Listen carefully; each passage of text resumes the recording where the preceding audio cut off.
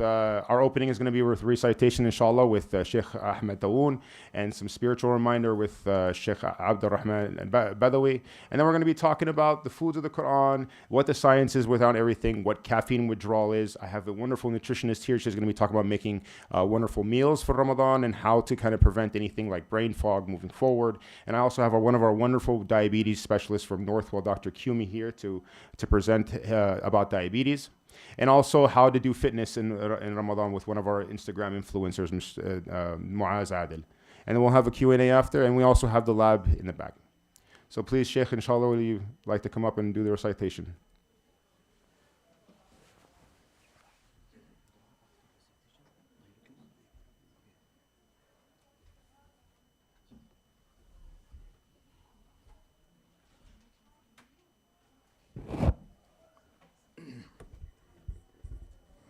السلام عليكم ورحمة الله وبركاته.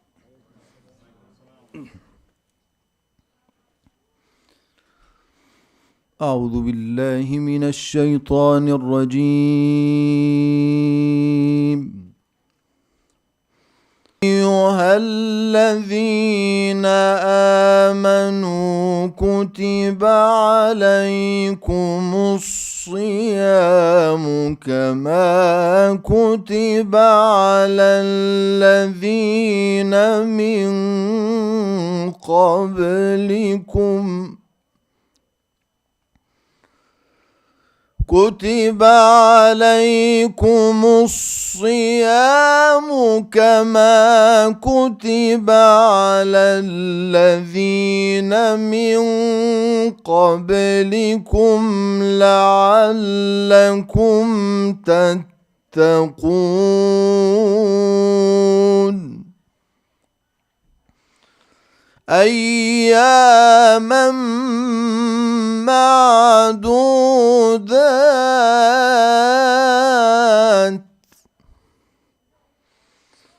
فمن كان منكم مريضا أو على سفر فعدة من أيام أخر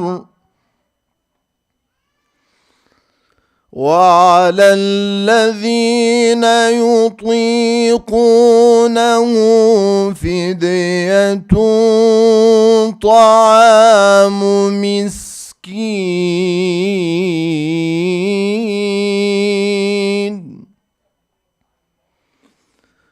فمن تطوع خيرا فهو خير له وأن تصوموا خير لكم إن كنتم تعلمون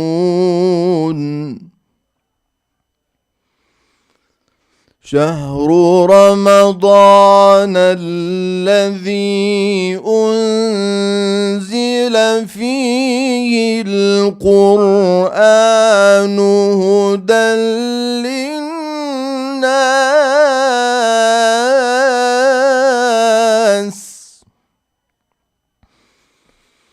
شهر رمضان الذي أنزل فيه القرآن هدى للناس وبينات من الهدى والفرقان فمن شهد منكم الشهر فليصم ومن كان مريضا أو على سفر فعدة من أيام أخر يريد الله بكم اليسر ولا يريد بكم العسر ولتكملوا العدة ولتكبروا الله على ما هداكم.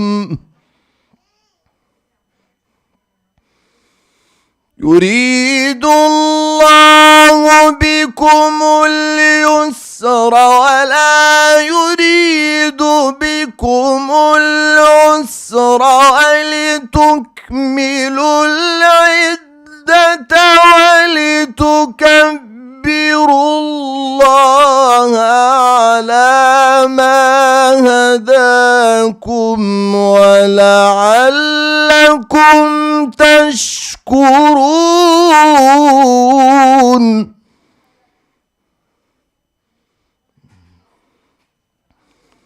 ولتكبروا الله على ما هداكم ولعلكم تشكرون.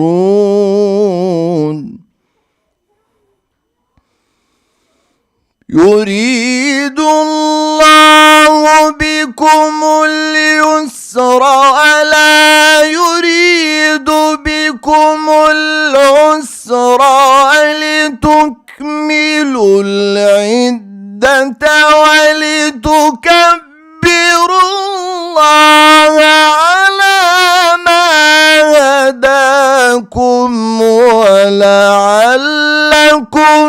تشكرون. وإذا سألك عبادي عني فإني قريب أجيب دعوة الداعي إذا دعان.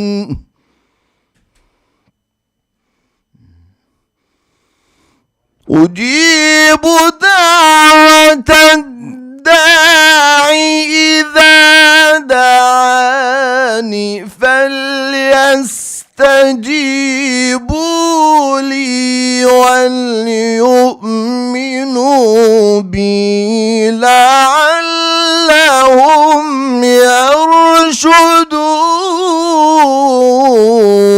يرشدون. وإذا سألك عبادي عني فإني قريب أجيب دعوة الداعي إذا دعان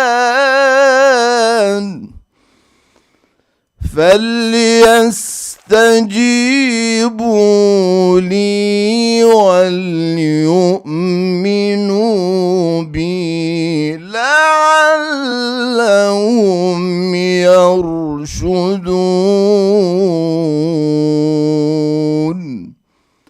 صدق الله العظيم.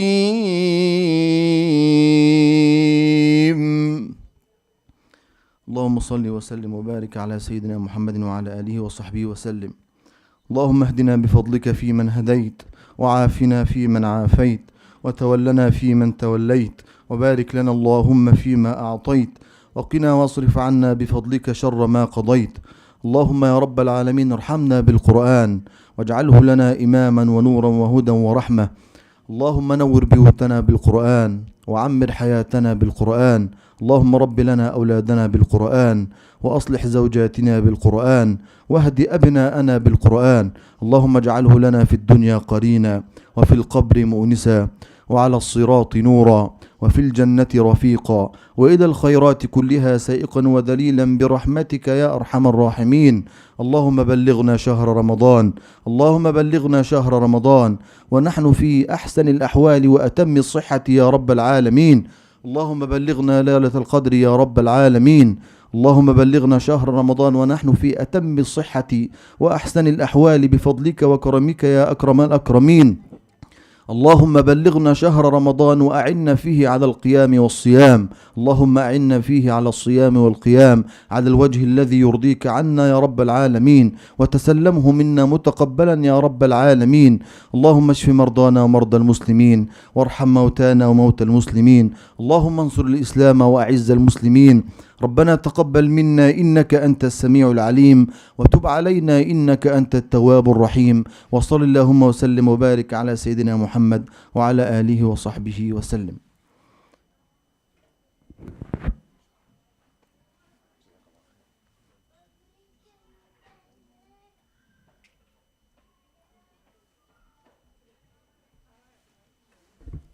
Shukran, Sheikh, for that wonderful dua and recitation. May Allah give us barakah, inshallah, in Ramadan. I'd like to bring up the next speaker, the Sheikh Abdul Rahman Badawi, who's going to be talking about the spirit of Ramadan.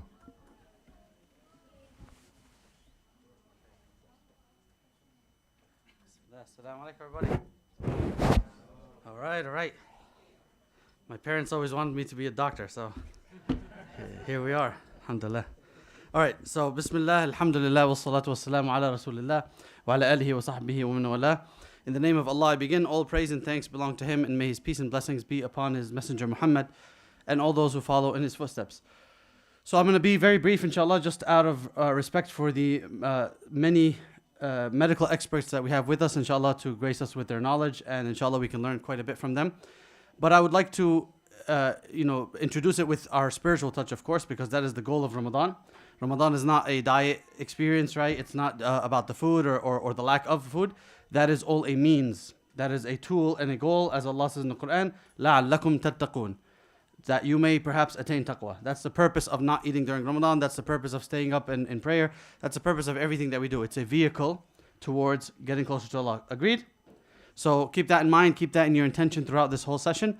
And if I'll leave one piece of advice based on what the title was about fasting sacred and about making the best out of Ramadan, whether we're talking spiritually or we're talking about health and physically, is a lesson I've learned in life.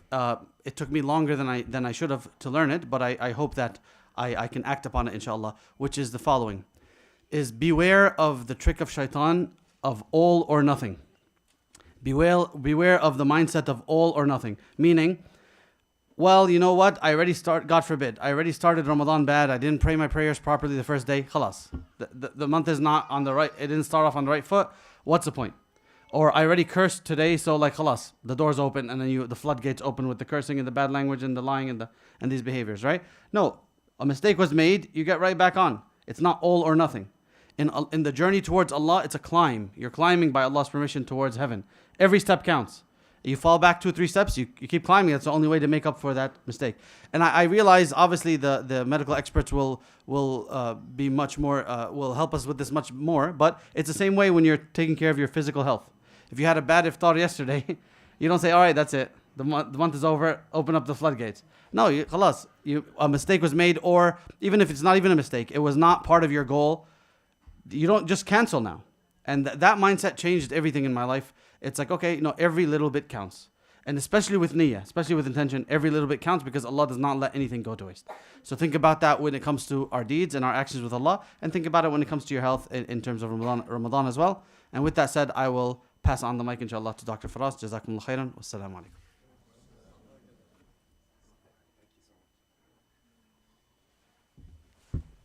Thank you, Sheikh, by the way. Well, it's always wonderful to hear that man speak. He does a lot of great work, alhamdulillah. It's very true, yani. It's all about the niyyah that we have in Ramadan. Not only just the religious aspect of it, but also like when you're eating and everything that we do. And the sharing of everything in Ramadan is always the most wonderful thing, that is a wonderful feeling. And remember, there's just so much barakah in all that we do. I hope everybody continues to do that. I'm going to bring up our next speaker. This is Dr. Samin Andan, who is my co-chair of Project Sahha. And I'm very pleasured to be his co-chair as well too. He's going to be talking about the foods of Ramadan, inshallah. I'm sorry, the foods of the Quran, sorry. Not foods of Ramadan, it's a lot of food.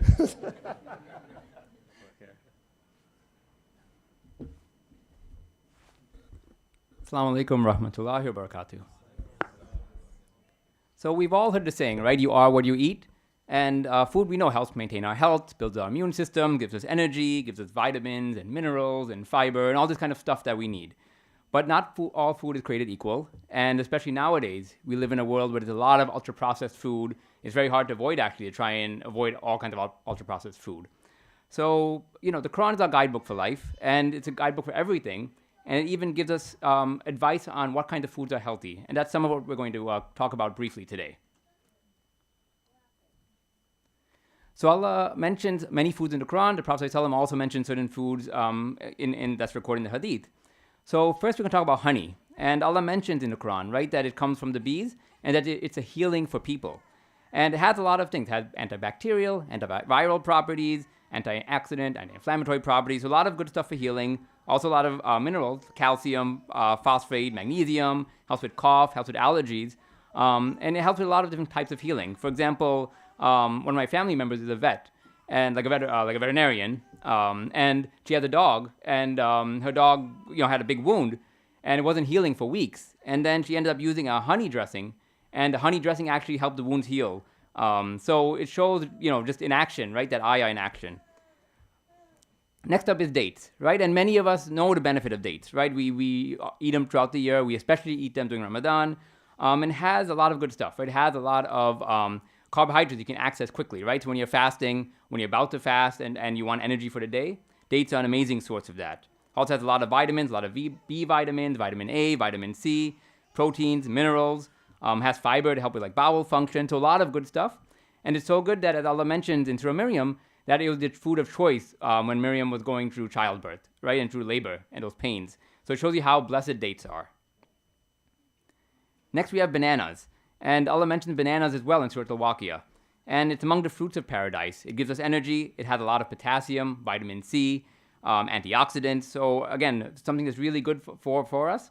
And it's also really good when you fast. Something if you eat bananas, it helps you with your thirst as well. So it's a very not a beneficial food from the Quran. And then olive and olive oil. So many of us may know Surah Nur. If you don't know it, you should read the ayah and tafsir. It's a beautiful ayah. And Allah mentions the oil that's from that olive tree there. And we use it for cooking. It's a good source of has good sort of fatty acids, helps with heart disease, stroke, dementia, and also has some antimicrobial effects. So again, when we're cooking with oil, right, we have vegetable oil, all these other kinds of oil. Olive oil is a healthier choice, and there's a lot of blessing in olive oil. Barley is one of the fruits that the Prophet ﷺ used to eat as well. And he would eat it for the morning and evening meals sometimes. And it has vitamins, it has minerals, a lot of fiber as well. You can see a lot of common themes here, right? They all have vitamins, minerals, and fiber. So you can see that the foods that Allah mentions in the Quran are very comprehensive. Helps with weight loss, gut health, helps lower glucose and cholesterol levels as well, and helps with heart disease, diabetes, and maybe even cancer. So a lot of benefits there. Milk, I think many of us know, right? That milk is, is very blessed. A very big blessing for all of us in this dunya. And kids, right, they live on milk for the first, 6 months, year, something even longer than that, right? The kids need milk, and that's what they need to grow in the beginning. So milk is really a big blessing. And it has many nutrients, right? Calcium, protein, a lot of vitamins again. And many of us probably had coffee today. And we use milk as a versatile ingredient in many things like coffee, smoothies, hot chocolate, soups, oatmeal, all these kinds of things with milk in. Now, black seeds, right? Many of us know the benefits of black seeds as well, right? And the Prophet ﷺ, he said it's a cure for every illness except death. And it has a lot of things, anti-inflammatory effects. It has oils that can be used to treat asthma and hypertension, and also skin issues like acne and psoriasis. And Ibn Sina, who's one of the most famous Muslim physicians from the past, right? He used it to treat headache, migraines. He would even mix it with honey and hot water and use that to treat kidney stones. So a lot of different uses here for black seeds, and something we can use. And of course, if you're using these things, for medical treatment, always, consult with a doctor as well, and don't forsake medical treatment and treat yourself, right? You always want to do things in conjunction, right? Because we were told in the Quran, if you don't have knowledge, seek those with more knowledge. So if you don't have knowledge of what's going on, with yourself physically, seek a doctor's help, but also seek the cures and the food that Allah has given us as well. So figs, many of us know what Tini wa Zaytun, right? The surah, and Allah mentions figs there. And again, similar theme, rich in vitamins, calcium, phosphate, vitamin K as well, which helps with clotting, fiber that helps with bowel function. And Allah, swore by figs, right? So you can see the importance and the benefit of that. And lastly, we have fish, vegetables, and lentils. So fish, as we know, right, is also very healthy, a good source of omega-3 fatty acids, lean protein as well. So fish is very, very good to eat, very beneficial. If you're eating a lot of fish and you're eating a lot of big fish, then talk with your doctor because it's concerns about things like mercury and stuff like that. But in general, a very healthy source of protein. And finally, lentils and vegetables. And Allah mentions in Surah Baqarah, we took a little part of the ayah here, but a long ayah where He mentioned many different kinds of vegetables, including onions and herbs and lentils. And all of these have the same theme, that they're very a very good source of plant protein. They're very cheap, they're versatile, they're very filling. Nowadays, you want to be careful with all the stuff they put in, so you want to look for organic if you can. In general, just a very good source of all the kind of things that keep us healthy. And then, since we're preparing for Ramadan, what is the food of choice that the Prophet ﷺ would use for iftar and suhoor? And that was, of course, dates. And he would prefer fresh dates. If fresh dates weren't available, he would use dry dates. And if there were no dry dates, he would break his fast with a few sips of water. So may Allah allow us to do the same this Ramadan. May Allah allow us to live to see this month and break our fast, open our fast with dates, and benefit from the foods of the Quran. Assalamu alaikum wa rahmatullahi wa barakatuh.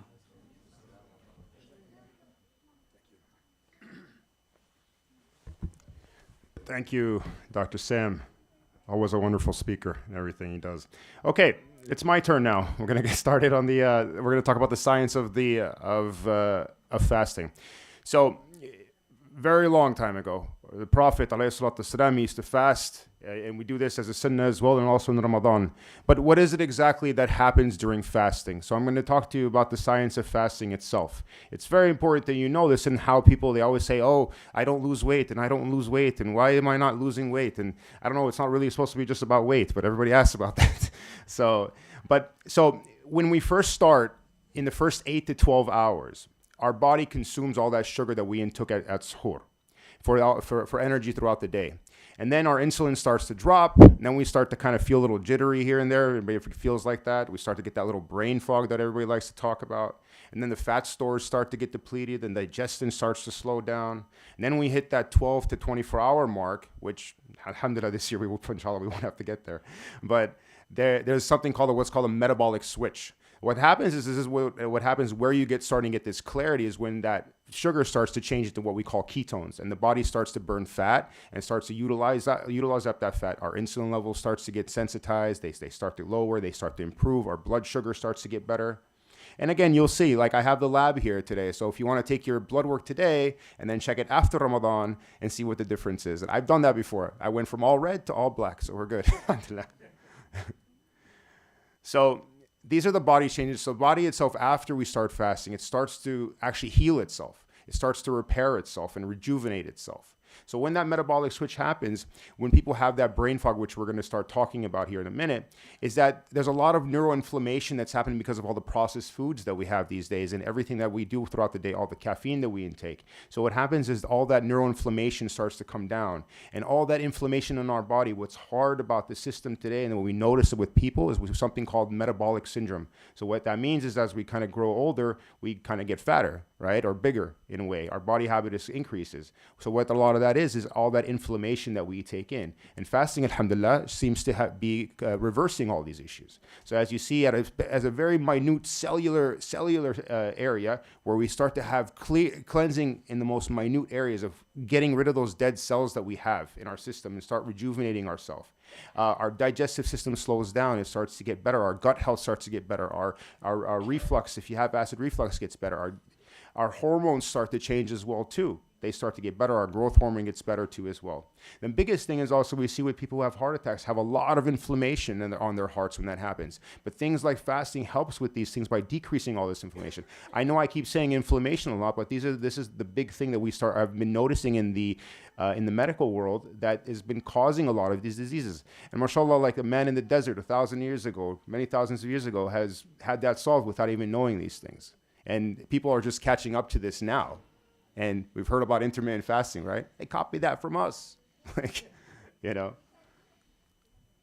So what is brain fog? Oh my God, every this big year, this couple of years, what is brain fog? Brain fog, again, is it just makes you feel that you're very tired throughout the day and you're very groggy. It's when you used to get these things when you after you eat a big meal and things like that, but also throughout the day when you're having caffeine and going there. But again, fasting will clear up all these things. You'll start to see that your mind will be more clear when you're fasting, and this will kind of go away as we going with the process, with the neuroinflammation going down. Thank you so much. I appreciate that. That was the science of fasting, and I want to bring up one of my wonderful physician colleagues, Dr. Hafsa Sapswash.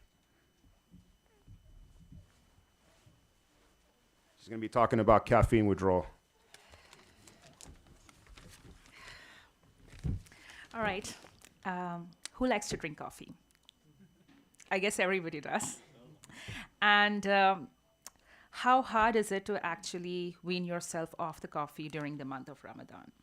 And I'm going to talk about when you stop drinking coffee and how you can actually avoid caffeine withdrawal, especially during fasting.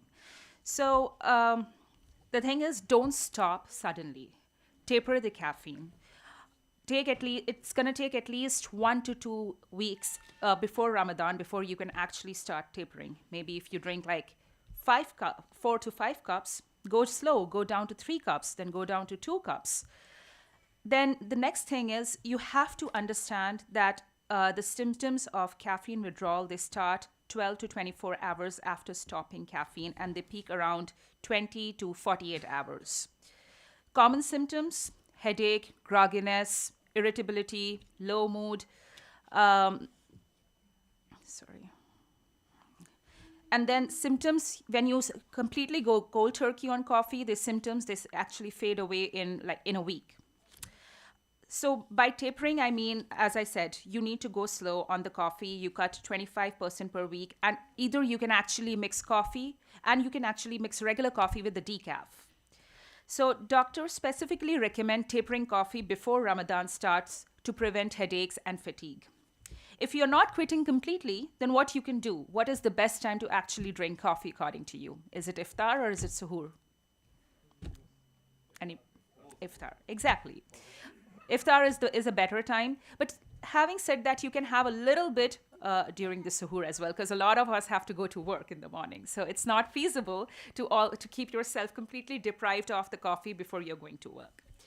Avoid large amounts of coffee because it's a diuretic. You can actually end up losing a lot of water, and it can worsen your dehydration. The main thing is you have to keep yourself hydrated, and keep yourself hydrated with healthy things, with water, not with caffeine. Dehydration worsens fasting headaches. That's a well-known fact. Drink plenty of water between iftar and suhoor, and add fruits, soups, yogurt, hydrating foods to your diet. And of course, once that frontal headache kicks in, what you can use? Peppermint oil, mint oil. These are very good remedies to curb the frontal headache secondary to caffeine withdrawal. Basically, the bottom line comes to the same thing. Good sleep routine, plenty of hydration, balanced suhoor with lots of proteins and complex carbs, as our colleague mentioned earlier, and if possible, light exercise, which I know is hard while you're actually fasting. Realistic expectations, you will feel worse during the first 2 to 3 days. And then by the end of the week, it would start getting better, I promise. When you have to see your doctor, when are the symptoms concerning? When you have headaches which are persisting for more than a week, or when you have problems with your vision, weakness, which is prolonging, which is not just going away. When you have vomiting, these are the symptoms that you actually need to seek medical care for. So a gentle Ramadan tip: some people intentionally quit caffeine during Ramadan after first week. Many people report actually steadier energy and better sleep. So it depends on how your body gets used to it. Any questions? I think we're doing it later on. Thank you, Dr. Hafsa. Wonderful, wonderful tips that we got there for the caffeine withdrawal. I still love coffee, and I'm still going to have my coffee, so I don't know. Okay. All right. So now we're going to move on to the nutrition part of the program here. I brought a wonderful nutritionist. Her name is Yasmin Boumenir. I got it. All right, I know about Minir. I just also want to give out to one of our also nutritionists, Kimberly Ninebach. Unfortunately, she wasn't able to make it today. She had an emergency last minute. So let's give it up for Yasmin Muminir.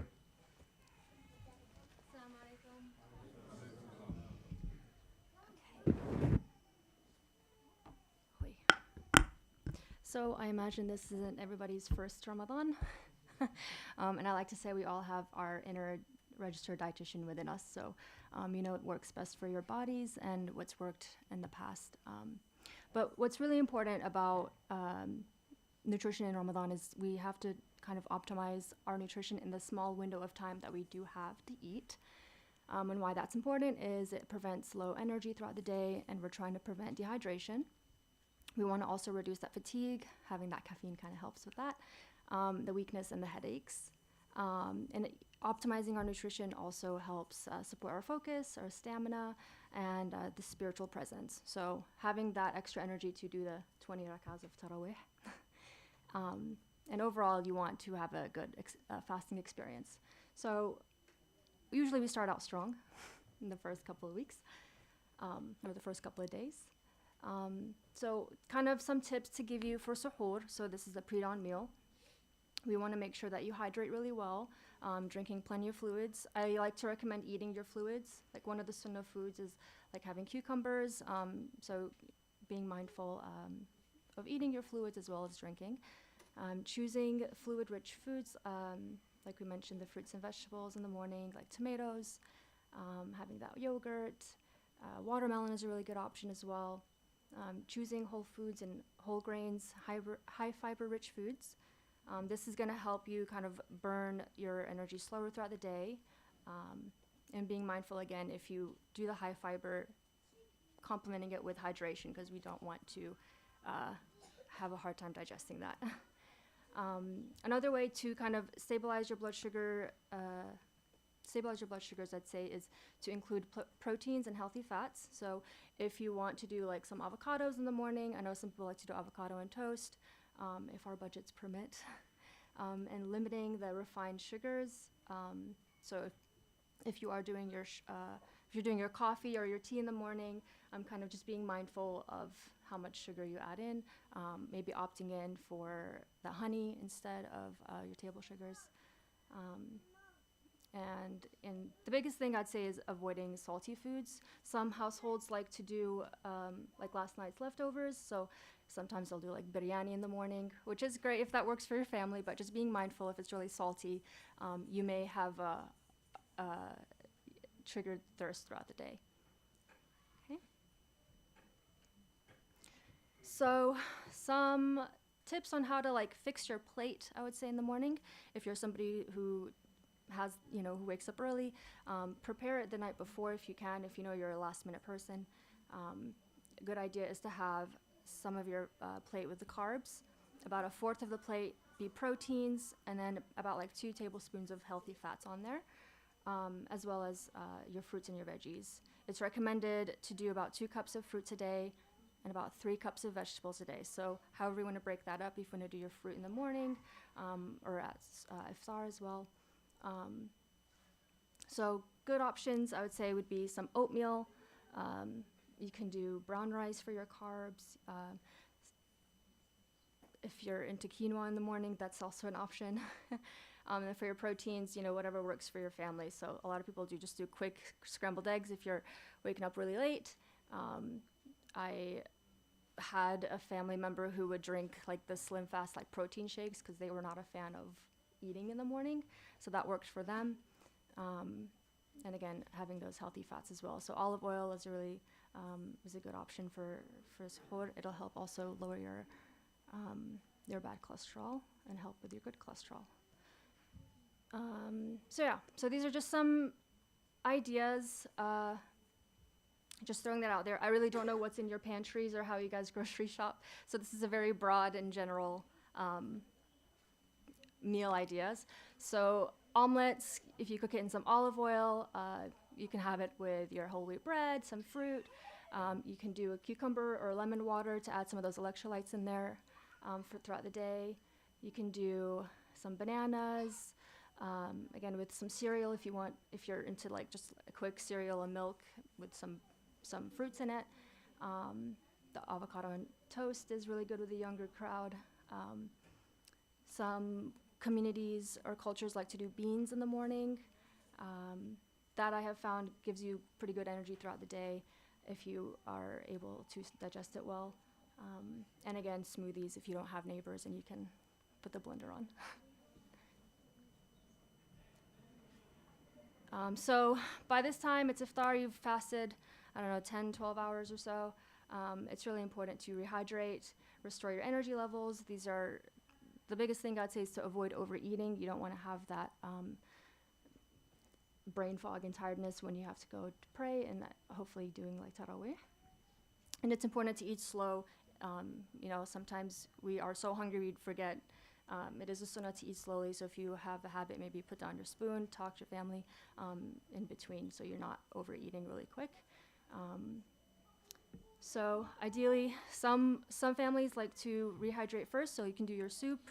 I'm Algerian, so we have like harira soup. We do that first. We'll do like a date with a cup of milk. I think that's a really good combination. We'll pray Maghrib, and then we'll sit down and have our soup to hydrate. And as we mentioned, having those complex carbs and your protein and your vegetables. There's just a list here of whatever, some options. As we've said, avoiding sugary drinks, opting out for the healthier options there. Avoid and limit fried foods. Sometimes we can't help that if we're invited to people's homes, and sometimes they just give you a fried sambusa. Obviously, don't be rude, but do limit just limit the intake if you can. And also be mindful if you are inviting guests over, what you're serving as well. Okay, I think that's the gist of it. Thank you so much. Thank you. Give it up for Yasmin. I thought that was an amazing presentation. She did such a good job. It's good to have those meals, iftar and suhoor. There's a lot, if you have a lot of choices to make, try to make the healthy one. And remember, hydrate. It's really important, especially throughout the day. So next up is our wonderful diabetes specialist, Dr. Kumi.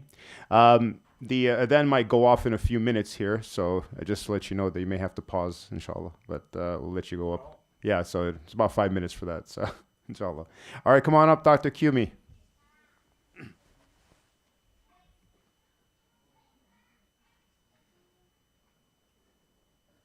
Thanks again to Dr. Ali, for organizing all this. He's done a lot of work. So he's done all the work. I did nothing. So I don't have that many slides to show, and I think they're too medical. But if anyone has any questions about diabetes, their diabetes, you want to ask any questions, I think that may be better than just talking about drugs. But my talk today is really about medications and how to handle them in diabetes. So, how do you adjust insulin during the Ramadan fast? So, you may have to, if anyone taking insulin, you may have to adjust the dosage of the insulin depending on how much food you eat, your exercise level, and clearly, if you are taking insulin, you must check your blood sugar. So either with a finger stick or a continuous glucose monitor. So checking your finger stick does not break your fast. So going for blood tests, if the doctor orders, you can still have blood tests done if you wish, if they're important. So that does not break your fast. So just remember that. A lot of people think that it does break the fast, but I think I have this on official authority that it does not break the fast. So, so there may be adjustments to be made. You need to talk to your doctor or your diabetes specialist. And there are long-acting insulins. The fast-acting insulins are easier to control because you take them when you eat And obviously there won't be lunch, so you won't be taking them. And most likely you'll be taking a lot more at iftar of the fast-acting insulin.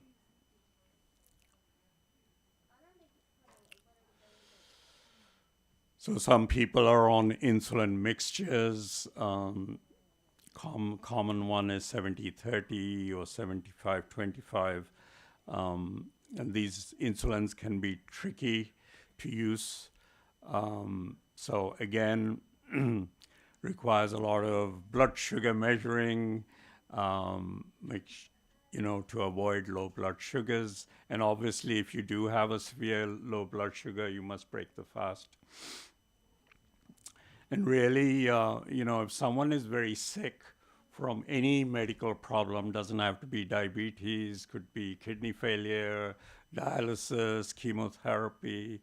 So anyone there's a lot of doctors here, but anyone who's sick from any medical problem, you just have to use your common sense, should not be fasting. A lot of very sick people start fasting when they shouldn't.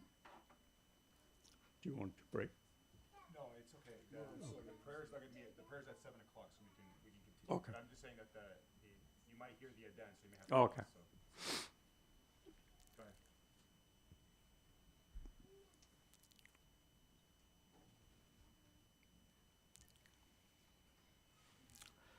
So a lot of people are taking oral diabetes medications. There are a lot of medications you can take that do not cause low blood sugar. So that you can just take them and you're not going to suffer from low blood sugar, so there shouldn't be any problems. But there are some medications that are very commonly prescribed. They're called sulfonylurea medications. They're very old medications for diabetes, but still used a lot. And they can cause low blood sugar, so you do need to be careful with them. And again, ask your doctor for medical advice as to what you're going to do. There's some short-acting medications, which again, most likely safe before meals.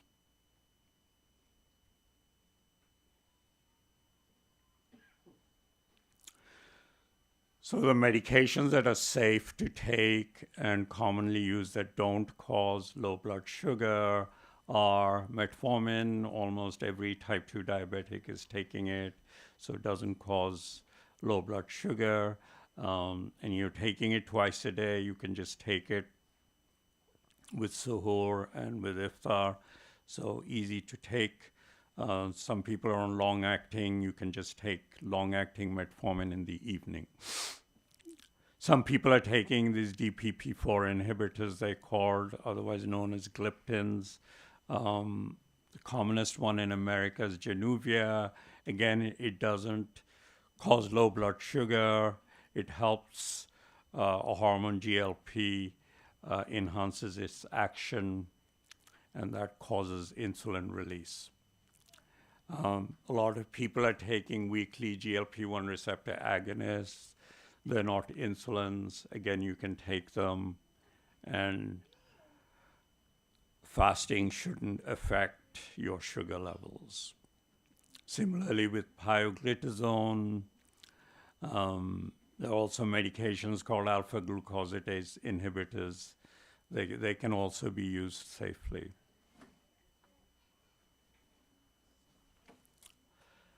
Actually, some people in this room might be taking these medications. Anyone who has heart disease frequently is taking SGLT2 inhibitors. The way they work is they get rid of sugar from the blood into the urine. So you do need to be careful that you stay well hydrated with these medications. You might be taking it for heart disease or diabetes or for kidney disease. So can cause dehydration if you don't drink enough fluids. So best to take them at iftar time to avoid daytime dehydration.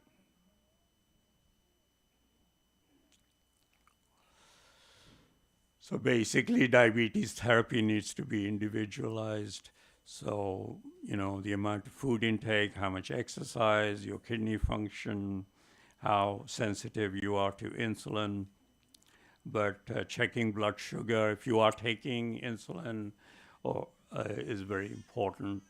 Even if you're not, you should still check, because a lot of Muslims actually gain weight I know we've had all the health talks today about how not to eat, but the reality of thing is most people overeat.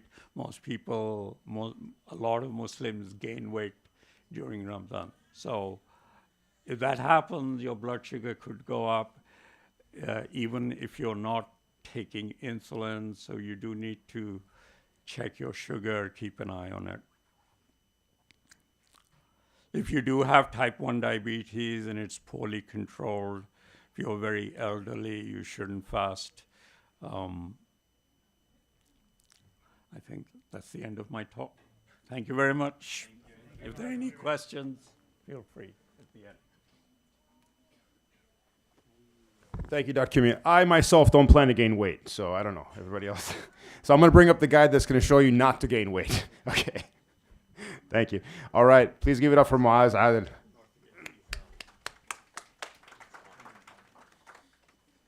Assalamu alaikum. Today I will try to be nice. Usually I'm not. So last Ramadan I did a talk like that. I get all the people to stand up and do squats, but we don't have time today, so I'll just take it easy. Okay, subhanAllah, it's very hard to talk after all what have been said, because mashallah they mentioned everything, but I will talk from like a little bit different perspective. So in the beginning, Sheikh Abdul Rahman mentioned all or none. SubhanAllah, usually we try to get so motivated, and then it's either like, okay, Ramadan is coming, I'm gonna be working out every day, I'm gonna do this and that, and then we end up, if we missed 1 or 2 days, we end up doing nothing, which is, it's not the easiest, and it shouldn't be like this way. So there are a few things which we should do just to keep it simple, and then we'll be able to be consistent with it. So first of all, we need to understand that being active before it might have been a luxury, it's not a luxury anymore. We need it now as a necessity.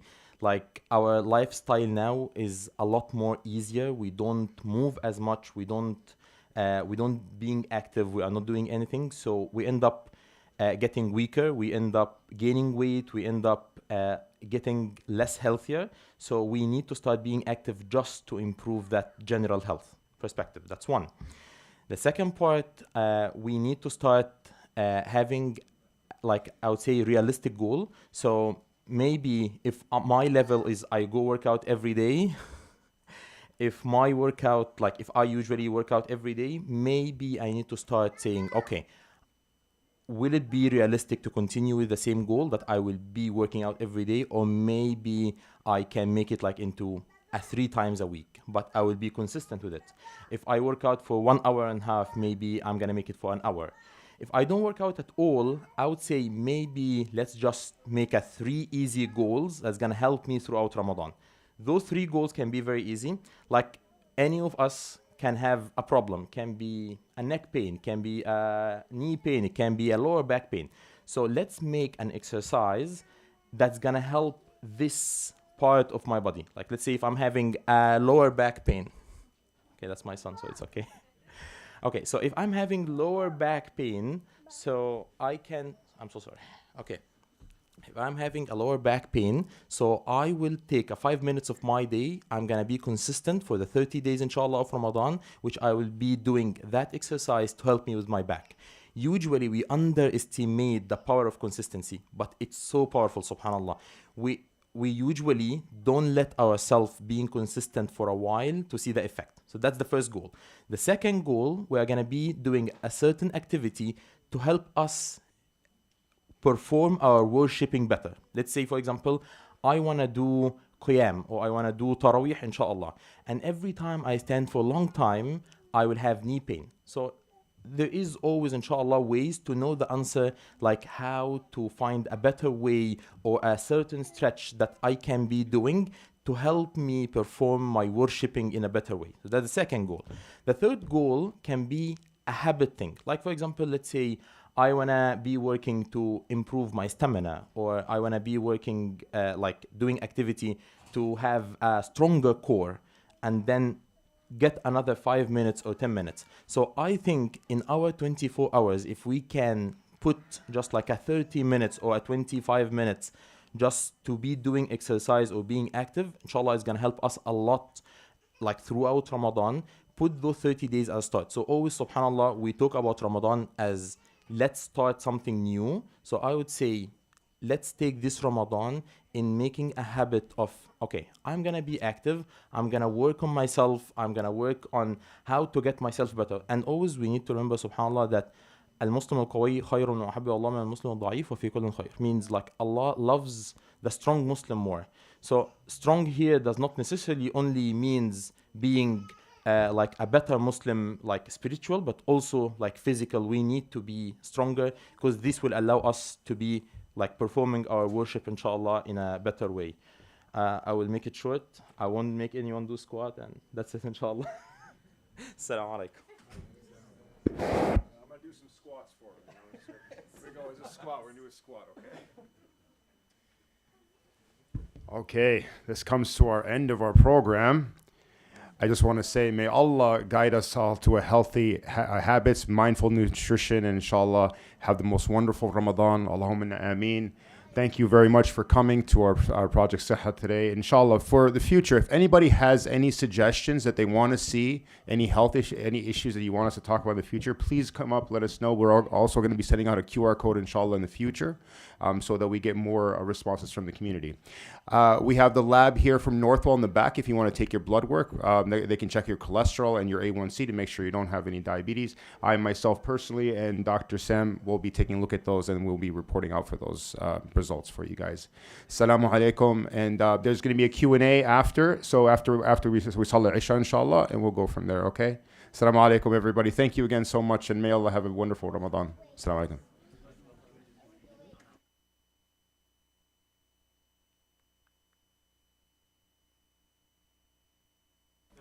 You can go now if you want. Yeah, labs can be now or after Isha. So.